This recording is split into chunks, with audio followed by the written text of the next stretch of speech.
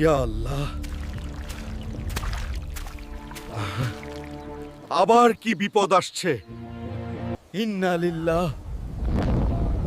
আকাশটা এমন অন্ধকার কেন?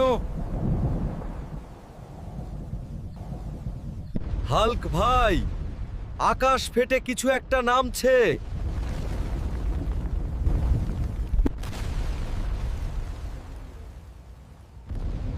এই পৃথিবী এখন আমার। এই মাটি আমার মায়ের মতো, এক পাও ছাড়ব না। বিসমিল্লাহ।